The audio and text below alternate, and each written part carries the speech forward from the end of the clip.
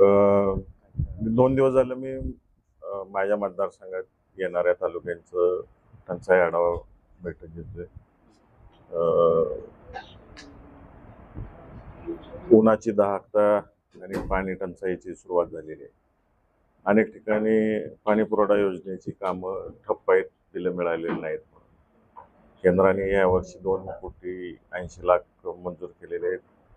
त्याची प्रक्रिया चालू होईल असं मला 2 दिवसापूर्वी वॉटर रिसोर्स डिपार्टमेंटने कळवलेलं आहे. त्याची प्रक्रिया आता चालू होईल. या 5-6 महिन्यात होईल असं म्हणतायत, परंतु आता खरी गरज टंचाईची पिण्याच्या पाण्याची निर्माण होणार आहे ती जून आणि जुलै महिन्यामध्ये होणार आहे. केंद्राने मेट्रोलॉजी डिपार्टमेंटने जाहीर केलेलं आहे की यावेळेस पाऊस उशिरा येईल, कमी पडेल. 100 वर्षाचा इतिहास जर काढला तर ज्या वर्षी सगळ्यात मोठा पाऊस होतो त्याच्या पुढची 3 वर्ष आपल्या जिल्ह्यात कायम दुष्काळ पडत आलेला. त्यामुळे इथून पुढे 3 वर्ष दुष्काळ राहील आणि त्याचाच आढावा मी 3 दिवस घेतला.